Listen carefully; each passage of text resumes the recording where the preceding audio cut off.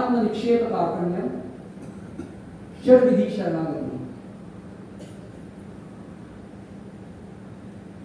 तीसरा यह है कि यह दृढ़ विश्वास होना कि भगवान हमारी रक्षा कर रहे हैं, ये दृढ़ विश्वास होता है।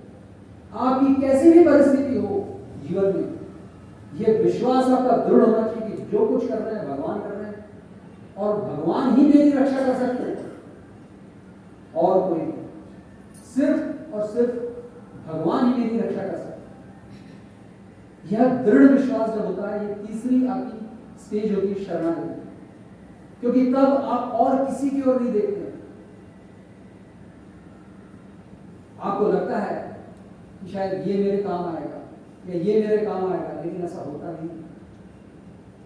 सिर्फ और सिर्फ भगवान आपके काम आते हैं। तो ये दृढ़ विश्वास आपको होना कि यस, करने के लिए मेरे लिए भगवान है, मैं भगवान की शरण में हूं, फिर मेरे को क्या डर? भगवान ही करने वाले हैं मेरा, और भगवान मेरा भला ही करने वाले हैं, कल्याण ही करने वाले हैं। ये दृढ़ विश्वास होना। रक्षित विश्वास है। आत्मनिक्षेप कार्पण्य, आत्मनिक्षेप कार्पण्य मैंने आत्मसमर्पण, आपको पूरा समर्पण कर देना है भगवान के प्रति।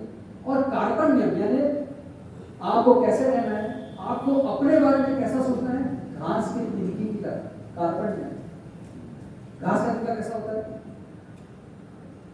आपने देखा होगा बड़े बड़े तूफानों में जो बड़े बड़े वृक्ष हैं वो गिर जाते हैं, लेकिन घास का तिनका नहीं गिरता। घास का तिनका जब तूफान चल जाएगा तो फिर आपको देखेंगे आप वैसे ही रहते हैं।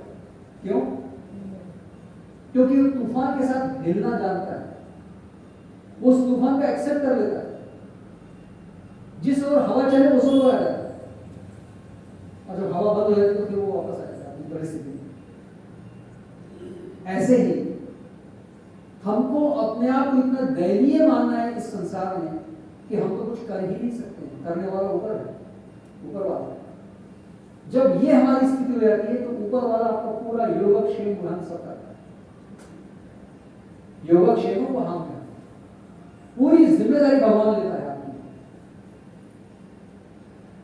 और इसीलिए शरणागति की ये 6 अंग जब हम करते हैं, इन 6 अंगों पे हम जब चलना चालू करते हैं, इनका अनुसरण करने लगते हैं, तो भक्त जो है भगवान के शरणागत होता है और फिर भगवान के ऊपर पूरी जिम्मेवारी रहती है उसका योगक्षेम वहां में करने की।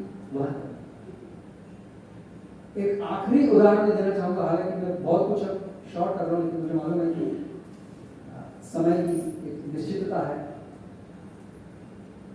और मैं जानता हूं कि इस परिचय में भी, यानी शरणागति के परिचय में भी बोलने के लिए बहुत कुछ है, सुनने के लिए बहुत कुछ है, लेकिन आखिरी उदाहरण जो हम सबको मालूम है, फिर से एक बार मैं आपके बीच रखता हूं। और एक ऐसा उदाहरण है कि जो रखने के लिए मेरा मोह हो रहा है, ऐसा लग रहा है कि इस उदाहरण के बिना ये आज का ये जो छोटा सा जो प्रसंग है, सत्संग है, हम इसे छोड़ नहीं पाएंगे। इसलिए इस आखिरी उदाहरण के साथ मैं अपने विचारों को विराम दूंगा, वाणी को विराम दूंगा। और ये जो उदाहरण है हम सबको मालूम है, हम सब इसके परिचित हैं। महाभारत, द्रौपदी की हरण, यह प्रसंग हम सबको मालूम है। क्या हुआ द्रौपदी की हरण में? पांडव जब युद्ध हार गए और द्रौपदी को दांव पे लगा दिया, दुर्योधन दुशासन कुटिलता से अपनी चरम सीमा पे जो कुछ चाहते वो कर सकते थे और करने के लिए आतुर थे। भीष्म, द्रोण और बड़े बड़े जितने भी उनके आचार्य थे वो सब केवल देख रहे, मूक दर्शन करने हुए। द्रौपदी जिन्होंने जीवन भर कृष्ण की पूजा की, भगवान कृष्ण कि वो अनन्य भक्त थे, अनन्य, वो इस संकट में फंसे। देखिए भगवान कैसे फिर भी ऐसा प्रसंग द्रौपदी का है। और जब चीर हरण के लिए दुशासन उठे, द्रौपदी ने युधिष्ठिर की ओर देखा, बेचारे कुछ नहीं कर रहा, आंखों से आंसू निकल रहे, लेकिन उनको मालूम था कि मैं हार चुका, मैं कुछ नहीं कर सकता। भीम की ओर देखा, वो भी ऐसे, अर्जुन, नकुल, सहदेव सब हो गए। द्रौपदी के मन में सोची कैसा विचार द्वंद चल रहा हो, क्या सोच रही है। 5 कपि और एक भी आगे नहीं बढ़ सकता। फिर उसने भीष्म की ओर, आचार्य भीष्म क्या नहीं कर सकते थे, जिन्होंने इच्छा मरण मान के रखा था, जो इच्छा से मरण हो सकता था, इतने जबरदस्त व्यक्तिमत, कोई कुछ नहीं करता। और दुशासन जब बढ़ा चीर हरण के लिए,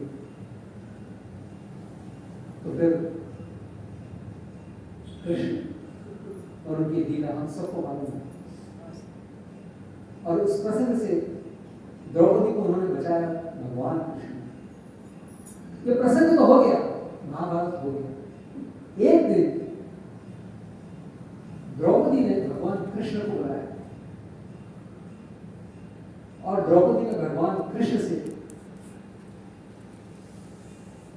यूं कहिए कि एक कंप्लेंट ही की जैसे भगवान कृष्ण से, और कहा, भगवान मेरे मन में रह रहे एक प्रश्न आता है और बार बार आता है, और मैं सोच रही थी कि एक दिन आपको जरूर ही पूछूंगी। भगवान कृष्ण